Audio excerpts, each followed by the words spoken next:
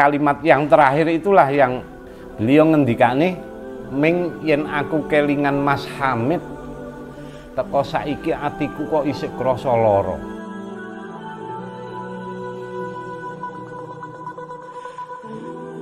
Bismillahirrahmanirrahim. Assalamualaikum warahmatullahi wabarakatuh.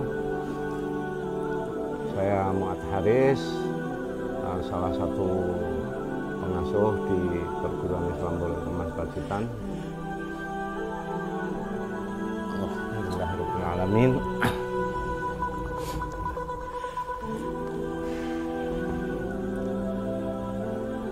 Berkaitan dengan Pondok Remas ketika saya masih kecil memang masih sangat sederhana sekali. Jadi saya di era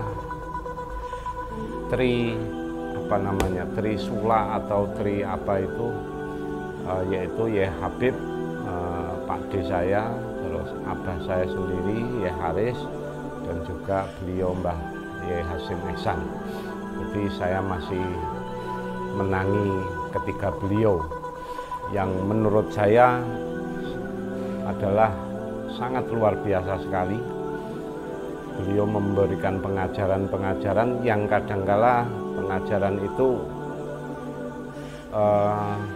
bukan pengajaran secara formal, tetapi justru memberikan pengajaran-pengajaran yang beberapa tahun yang akan datang baru kita bisa memahami akan pelajaran-pelajaran yang diberikan oleh beliau. Masa kecil saya mungkin satu-satunya dari keluarga yang, mohon maaf, mungkin kalau di bahasa Jawa ke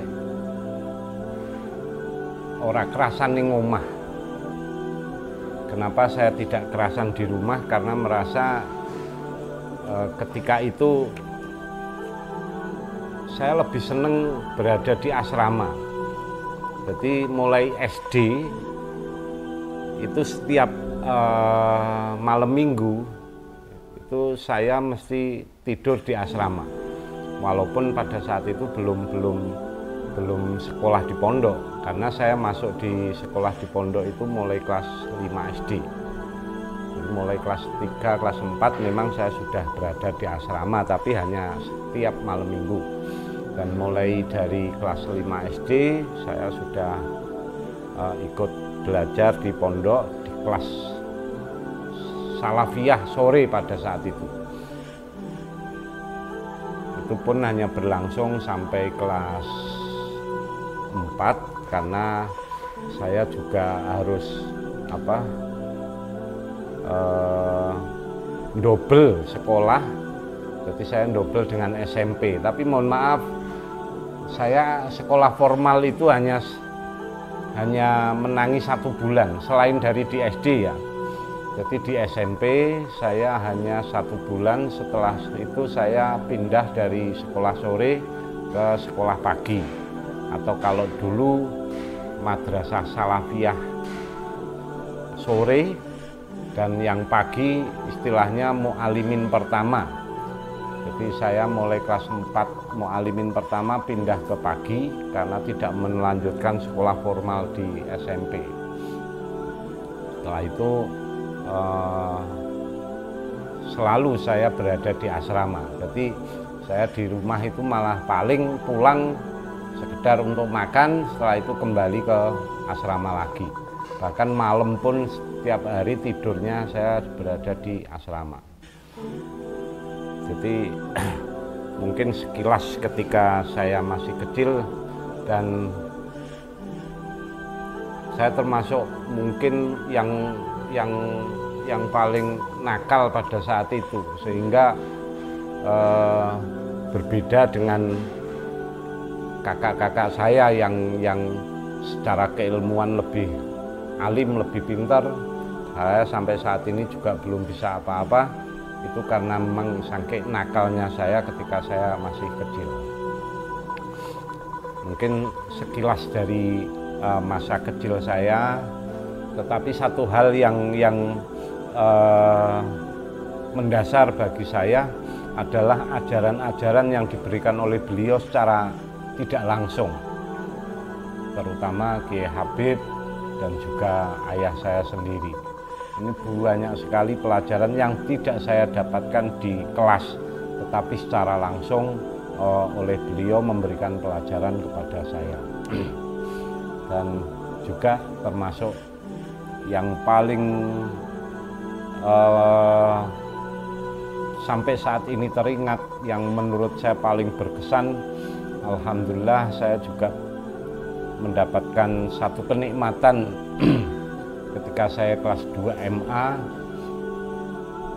bisa tabarruk ya, bisa tabarukan ikut puasanan, ikut Ramadanan, puasanan di pesantren Al-Munawir, yang mana pada saat itu diasuh oleh beliau Kiai Ali Maksum, Allah yarham. Alhamdulillah sampai saat ini itu menjadi sesuatu yang sangat-sangat berkesan untuk saya secara pribadi, karena saya bisa tabarruk, bisa ngaji face to face langsung dengan beliau. Ini satu hal yang luar biasa menurut saya. Jadi saya sangat bersyukur sekali diberikan satu kesempatan oleh Allah untuk bisa ngaji secara langsung dengan beliau. Mungkin kalau berkaitan dengan sejarah yang lain ya mohon maaf, karena saya itu kebetulan juga yang paling kecil ya, yang paling kecil, saya ragil. Jadi kalau untuk sejarah-sejarah Termas yang dulu-dulu mungkin saya belum begitu paham. Juga kaitan dengan sejarah mungkin Mbah Yai Hamid, Pak D saya sendiri, ini juga belum begitu paham ya. Belum begitu paham, tetapi ada yang memacu saya, terutama Kiai Hamid ya. Ketika saya masih nyantri, walaupun saya sudah lulus ya, sudah lulus dari pondok, tetapi saat itu saya masih berada di asrama.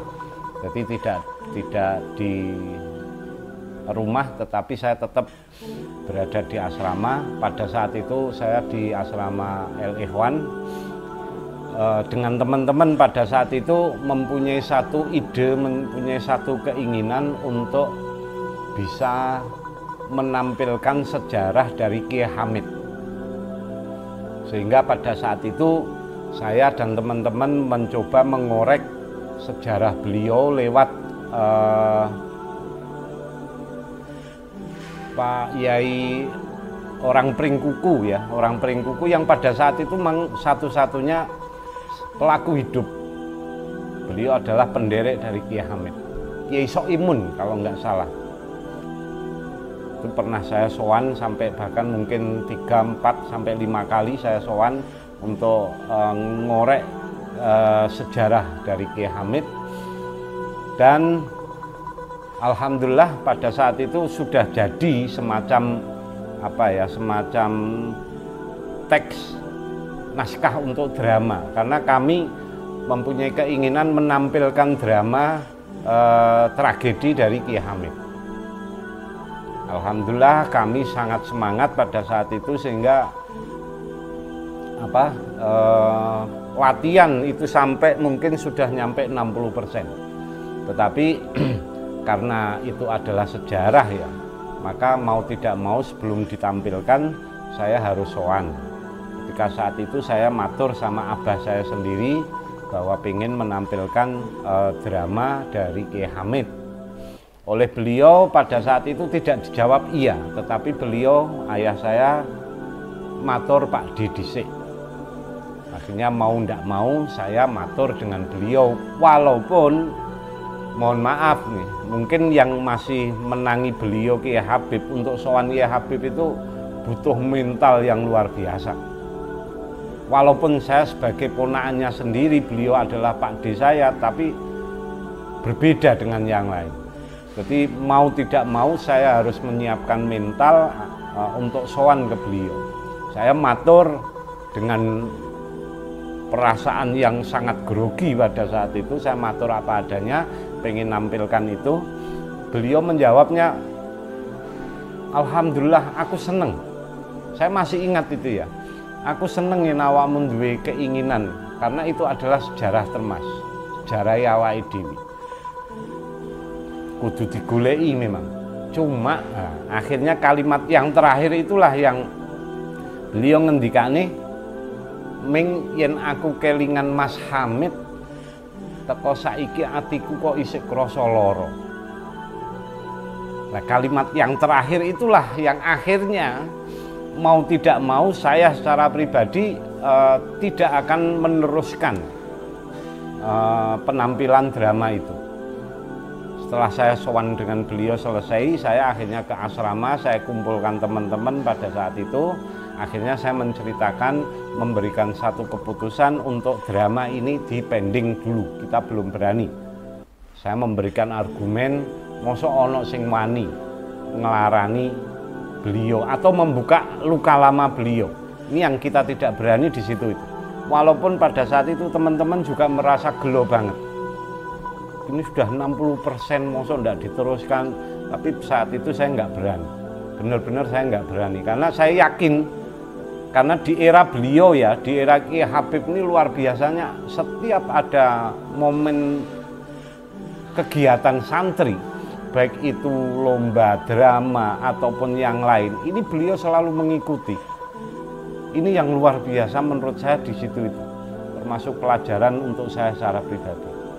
Sehingga mau tidak mau, kenapa saya memutuskan untuk tidak meneruskan pementasan drama itu, karena khawatir kalau nanti beliau mengikuti, beliau melihat, beliau atau minimal beliau mendengarkan drama tadi, khawatir nanti membuka luka lama beliau. Ini yang tidak saya berani, benar-benar saya tidak berani. Akhirnya mau tidak mau ya, dengan walaupun mungkin agak gelo dan yang lain sebagainya, akhirnya pementasan drama itu tidak kami lanjutkan.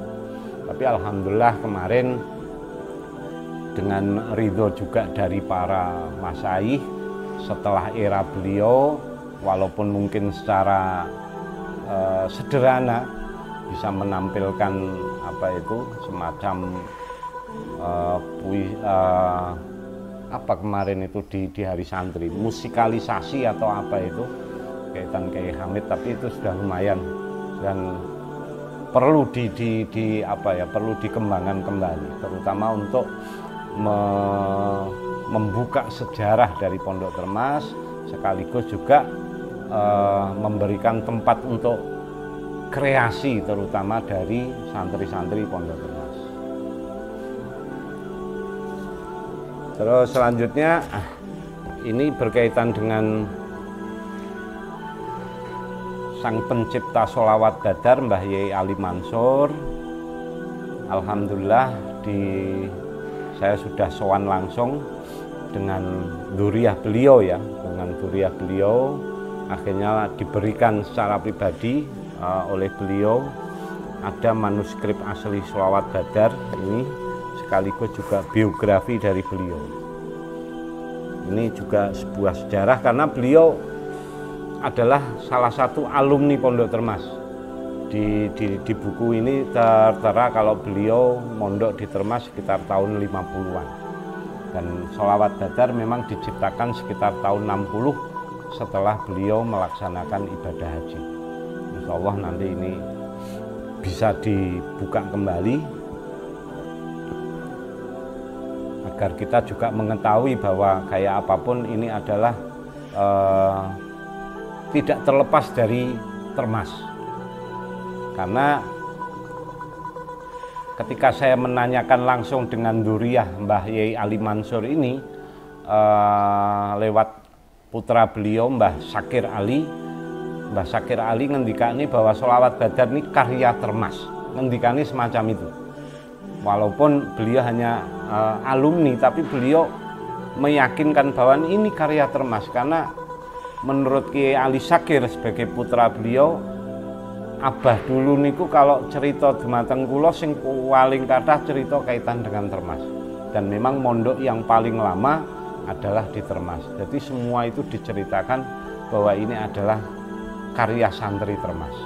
Maka kami sebagai penerus di era sekarang ini sangat bersyukur sekali, dan ini juga sering saya sampaikan kepada para teman-teman alumni bahwa inilah alumni-alumni kita, pendahulu-pendahulu kita adalah orang-orang yang sangat luar biasa sekali. Kita harus bersyukur ya, kita harus bersyukur, kalian harus bersyukur, diberikan satu kesempatan oleh Allah untuk menjadi santri Pondok Termas. Ini sesuatu yang harus disyukuri. Semoga aja para santri-santri semuanya yang saat ini sedang melaksanakan tholabul ilmi di pondok ini benar-benar selalu dimudahkan oleh Allah dalam belajarnya dan mendapatkan ilmu yang bermanfaat, sekaligus juga berkah untuk dianya, berkah untuk keluarga, dan juga berkah untuk masyarakatnya, sekaligus juga para alumninya. Semoga benar-benar menjadi alumni yang mendapatkan ridho dari para masyayikh dan para guru-guru semua. Mungkin itu yang perlu saya sampaikan di sore hari. Kurang lebihnya mohon maaf. Ihdinas siratal mustaqim. Wassalamualaikum warahmatullahi wabarakatuh.